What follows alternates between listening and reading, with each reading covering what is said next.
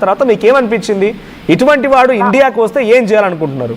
ఇండియాకి వస్తే అండి నిజంగా మేమందరము ఎట్లాంటి యాక్షన్ తీసుకుంటామంటే నెక్స్ట్ ఇట్లాంటి మాటలు మాట్లాడడానికి కనీసం మాట నోట్లోంచి రావడానికి కూడా వాళ్ళకి గుండెల్లో దడ పుట్టాలండి. అట్లా చేస్తాం ఇండియన్స్ అంతా.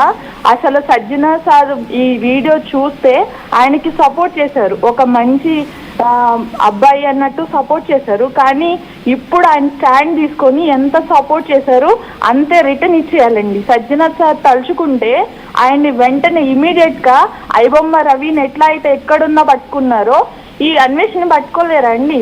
డెఫినెట్ గా సజ్జనా సార్ లాంటి వాళ్ళు అందరు పోలీసులందరూ అనుకుంటే పట్టుకుంటారు. డెఫినెట్ గా తెలంగాణ ఏపీ పోలీసులందరూ మొత్తం ఆర్టీవీ తరఫున మా అందరి రిక్వెస్ట్ అండి, ఇది నా ఒక్కదాని రిక్వెస్ట్ కాదు, ఇండియన్ ఉమెన్స్ అందరి తరఫున నేను మాట్లాడుతున్నాను అనుకుని నా రిక్వెస్ట్ ని యాక్సెప్ట్ చేసి మీ ఆర్టీవీ తరఫున నేను ప్లీజ్ రిక్వెస్ట్ చేస్తున్నాను. అన్వేష్ లాంటోడు ఇక్కడ ఈ అన్వేష్ తోనే ఆగిపోవాలి. నెక్స్ట్ ఇంకో అన్వేష్ అసలు పుట్టకూడదు.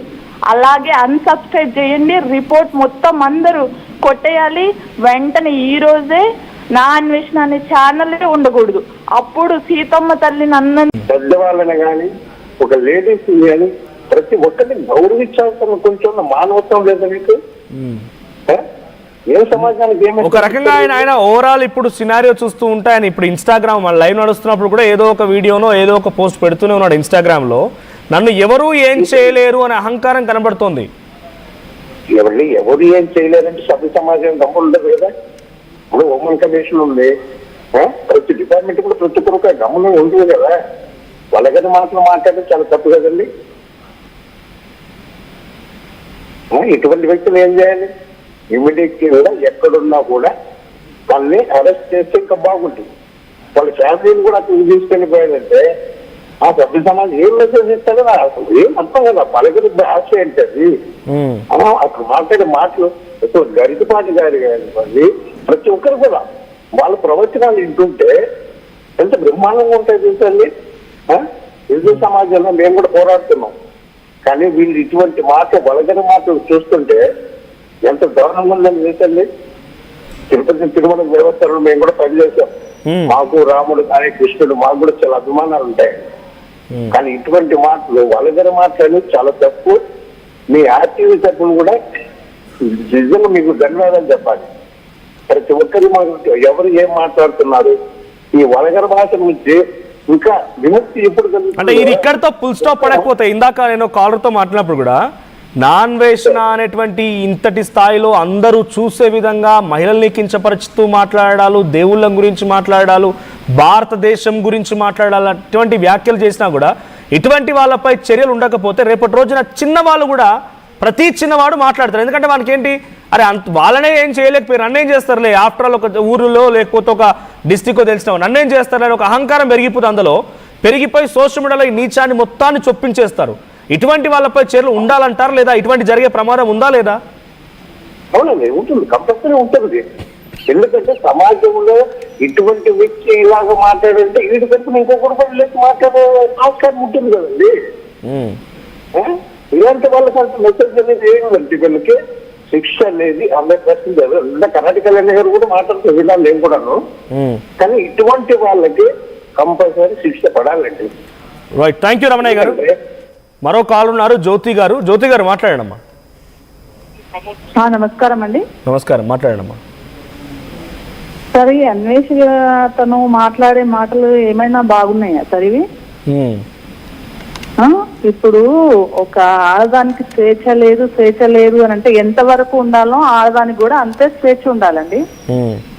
స్వేచ్ఛ అంటే బయట బట్టలు ఇచ్చుకొని తిరగడం కాదు, సంకలు చూపెట్టుకునేటంత డ్రెస్సులు వేసుకోవడం కాదు. అనసూయ గారికి డైరెక్ట్ నేను చెప్తున్నాను, తను హీరోయిన్ కాదు అని శివాజీ చెప్పింది ఒకటే ఒక మాట ఏంటంటే పద్ధతిగా ఉండండి అమ్మే, సామాన్లు అని అంటున్నారు కదా.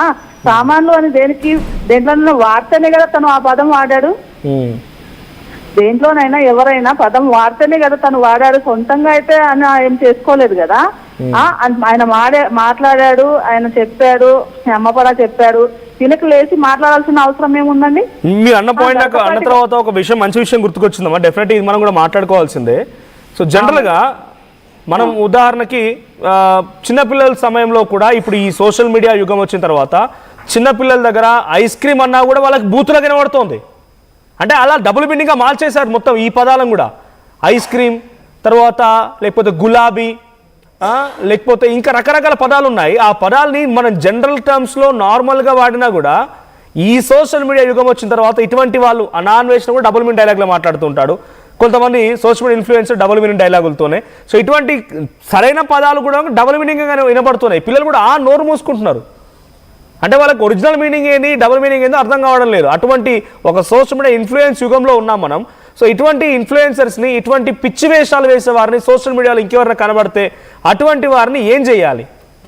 సోషల్ మీడియా ఎంత మంచిదో మనం అర్థం చేసుకోవాలి. మనకు తెలియని విషయాలు అన్ని తెలుస్తాయని కదా సోషల్ మీడియా వాడేది. దానికి ఏ రకంగా వాడుతున్నారండి సోషల్ మీడియా? వాడు ఏం బూతులు మాట్లాడుతున్నాడు? శివాజీ లంజా కొడుకు అంటాడా వాడు? వాడికి ఏమన్నా బుద్ధి ఉందా? వాడికి అసలు ఎందుకు ఇదంతా వాడి గురించి మనం డిస్కషన్ చేసుకోవాలి. వాడు ఎక్కడ ఉన్నాడో పట్టుకొని తీసుకొచ్చి వాడికి జైలుకి వేసేయాలి అంతే. రానంటున్నాడు. నేను రాను, నేను ఇండియాకు నేను రాకపోవడమే ఇండియాకి శ్రీరామ రక్ష అంటున్నాడు. వాడు ఇండియాలో పుట్టి ఇండియాలో పెరిగి అందరూ ఇప్పుడు ఇండియా గురించి వాడికి మనము అంత సర్ప్రైజ్ అందరూ వాడిని ఇది చేస్తున్నామంటే వాడు దేని గురించి? ఇప్పుడు వాడికి ఎందుకు అందరు ఫాలోవర్స్ ఉండాలి? అందరు తీసి పడేయండి. ఎందుకు ఉంచుకుంటున్నారు వాడిని? ఇండియా ఒక దరిద్రం అంట. ఆయన ఉద్దేశంలో ఇండియా ఒక దరిద్రం అంట. దరిద్రం అయితే దరిద్రం. ఇక్కడ రావద్దు, వాడు ఇక్కడ వస్తే సంతోషమని చెప్పండి. రాకపోతే ఇంకా చాలా ప్రచారం చేస్తాడు. ఇంకా అక్కడ బయటనే ఎలాగైనా ప్రభుత్వాలు చర్యలు తీసుకొని రప్పించి తగు శిక్ష వేస్తేనే దీనికి ఒక సార్థకత. చూడండి సార్, గవర్నమెంట్ కానీ మీడియా వాళ్ళు కానీ దయచేసి అతన్ని ఇక్కడ తీసుకొచ్చి జైల్లో పడేసేయండి. ఒకటి ఆప్షన్. గరికపాటి గారు ఎంత పెద్ద మనిషి అండి. ఆయన ఎంత మంచిగా చెప్తారండి. ఆయనకి ఏమన్నాడు? ఈయనకి ఏమైనా బుద్ధి ఉందా ఆయనకి? అసలు ఏం మాట్లాడుతున్నాడు? అతను తాగి మాట్లాడుతున్నాడా? అక్కడికి వెళ్ళి మాట్లాడడం కాదు కరెక్ట్ గా. ఇక్కడ ఉండి మాట్లాడమని చెప్పండి. ఏదన్నా మహిళల్ని కూడా చాలా పరుషపరచాలని కొంతమంది మహిళలు లైవ్ లో జాయిన్ అయితే దరిద్రపు దానా, పతివ్రతవా, మీ మొగండి రమ్మని మొగంతో మాట్లాడితే ఇటువంటి భాష ఉపయోగించాడంట. అటువంటి వాళ్ళు మీ చేతికే దొరికితే మీలాంటి వాళ్ళ చేతికి దొరికితే ఏం జరిగింది? రోడ్డు మీద గుడ్డలు చూసి వాడికి గుడ్డలు కూడా చూసి కొడతారు. వాడు మనిషి కాదు. వాడు తాగి మాట్లాడుతున్నాడు. వాడు మనుషుల్లో లేడు. వాడికి అసలు వాడు ఆడదానికి సపోర్ట్ చేస్తున్నా అని చెప్పి ఆడదాన్ని మొత్తం పరువు మొత్తం రోడ్డు మీద తీస్తున్నాడు కదా. రైట్, థ్యాంక్ యూ జ్యోతి గారు.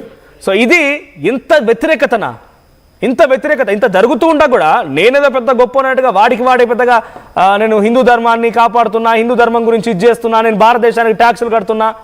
నేను మళ్ళీ చెప్తున్నా, if you or dare enough to talk, నీకు నిజంగా ధైర్యమే ఉంటే దమ్ముంటే ఇండియాకి రా దమ్ముంటే ఇండియా అడుగుపెట్టి చూడు. ఇప్పుడు ఈ సిచ్యువేషన్లో ఇండియాలో అడుగుపెట్టి చూడు ఒకసారి.